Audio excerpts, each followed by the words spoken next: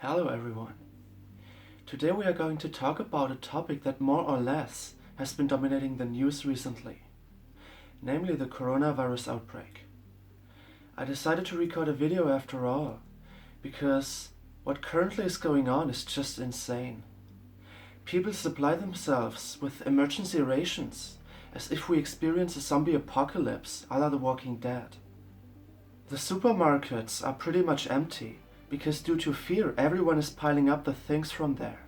The anxiety that is going on drives so many crazy right now, and therefore it is important to emphasize the positive aspects of the current situation, and likewise how to contain the negative ones.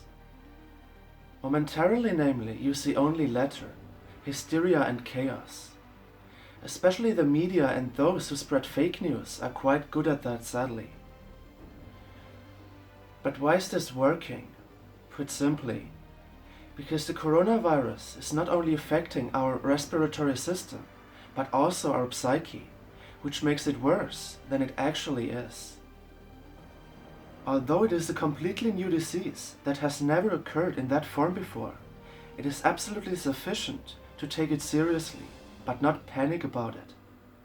Every sickness, whenever it has occurred first, unfurls a certain degree of severity measured by your own anamnesis. That means, when you are sick oftentimes and susceptible to little infections, then the coronavirus will also be more of relevance to you. But when you have a working immune system and feel good about your body, then it is not as tragic as it is being depicted. But before we continue with further interpretations and first conclusions, I want to give you some basic information on the virus itself. When did it occur for the first time? On December 31st in 2019, the World Health Organization office in China received information on frequent incidents of pneumonia in Wuhan, a Chinese city with a population of 19 million people in the province Hubei. Where does the virus originate from? It is assumed to originate from the Huanan seafood market, where traders and sellers of animal products were the first ones to show symptoms of this new disease. The virus itself, however, is believed to have jumped from bats over to humans. How is it transmitted? It can be passed on from human to human over the mucosa via droplet infection. It is possible to transfer it directly via the infected mucosa itself, or indirectly, via hands for instance, having had contact with the secretion of the infected mucosa and then brought in contact with the as yet healthy mucous membrane. It is even possible to transfer it when the carrier of the virus shows only light symptoms. Can it also be transferred through products and things from infected areas? That in fact is not documented yet. As respiratory disease, it can only be conveyed through the secretion of the respiratory tract. So above all, through certain body parts that have had contact with this very secretion. But according to scientists, it is very unlikely to be capable of being transferred via post or mail or packages, whatever. The virus itself, namely, is not sustainable enough to endure longer distances. How long lasts the incubation period? According to experts, it does not take more than 2 weeks for it to break out entirely. The WHO, however, refers to an average of 5 or 6 days. What symptoms does corona entail? There is a wide range of indication, as it strongly depends on the individual. It can include, however, dry cough, fever, a typical cold, fatigue, as well as respiratory issues, a scratchy throat, limp or head pain, or shivers. Diarrhea and nausea have also been reported. How dangerous is corona? In 4 of 5 cases, the infection proceeds mildly and leaves no further damage. In one case, however, it can result in more severe respiratory issues, or pneumonia, Death, however, is very rare. Only 3% of all the infected people die globally. How can you prevent the virus from spreading further? Basic means represent a thorough hand hygiene and coughing/sneezing properly. So to avoid spreading the virus, you should always cough or sneeze in your elbow like that and not direct it to another person. Furthermore, it is wise to take a certain distance to those people who show the already mentioned symptoms. Those, however, who show the symptoms are strongly advised to wear protection masks, or even better, to stay at home entirely. Those who are not infected and still wear such a mask are not going to draw huge advantage from that, according to the WHO, because it can lead to an erroneous feeling of safety. What should you do when you show symptoms that could be an indication for the disease? Important is to stay calm and not overzealously run to the next doctor. What you should do instead is establishing contact with a hotline or with a doctor via phone.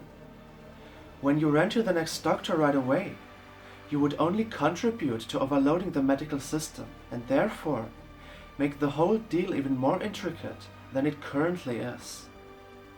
Furthermore, there is a heightened chance for you to spread whatever you have, and also for you to catch whatever others have. So in the end, it would be more conducive for everyone when you first sought consultation with experts via non-personal means. So that was a quick overview from mainly a medical point of view. But now I want to add some psychology, because sadly that is often being neglected. Above all by those who spread messages via the media as well as many politicians. 90% of them may know how to deal with journalistic or political issues, but they are certainly unaware of how to avoid mass hysteria. From a psychological point of view, namely, what happens when I say don't panic, it is not the end of the world? Well, you can answer that by yourself when you listen to the next imperative. Do not imagine a pink elephant. Just like you probably imagined a pink elephant, you do also indulge in panic when I say don't panic. Those who are or have been occupied with conscious work do likely know that already. Affirmations or orders should always be formulated in a positive way in order to unfurl a positive effect. Consider the trustworthy facts and bear in mind that it is only one disease among many others out there, with the only distinction, just like other sicknesses. The responsible ones ultimately will find medication and means to contain this pandemic. So for now, we should retain a healthy amount of caution, but not hysteria or panic. It is a new sort of disease that has never occurred before, and that makes it scary. I see that. But it is not too audacious to claim that there are worse jeopardies out there, albeit of individual nature. I'm speaking of cancer, AIDS, and so on. But even those will be cured or at least alleviated one day. So until that happens, we should proceed with serenity of mind to withstand. Panic and fear, after all, are never a good compass. The fear that is currently going on, namely, is comparable with the one of the Cold War a couple of decades ago. Only waiting for something to happen, with this very fear being permitted to dominate life, economically and personally. So open your mind and see that the current situation is something far beyond a condemnation. It namely also has positive sides.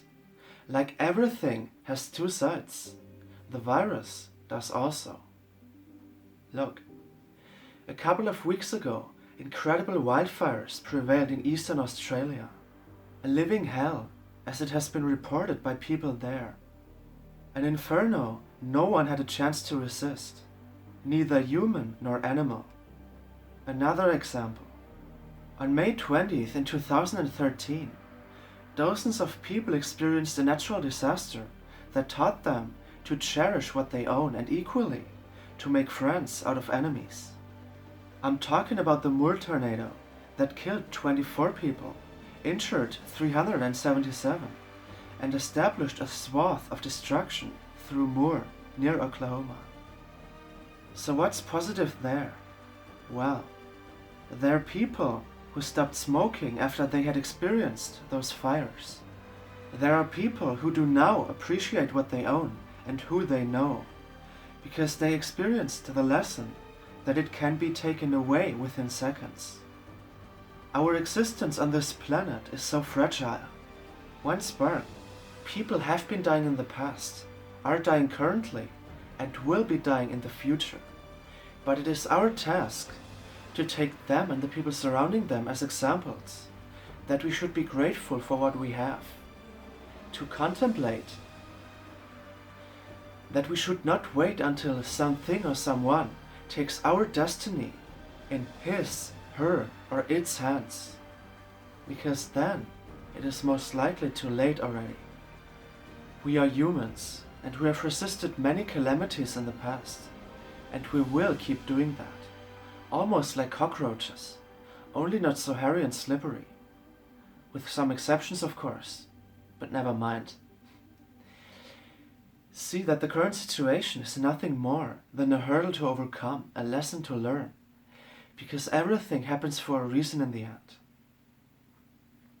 Not when we want it the most, but when we need it the most. So accordingly, the quicker we work through the dark clouds causing the storm, the quicker we will be able to experience sunshine again. So don't let this pandemic unnecessarily consume you, but rather use your common sense and your heart to guide you through it. It may be the end of the world as we know it, but it equally is the beginning of a new one, and that, in my opinion, is something great. So stay safe, stay healthy, and see you in the next one.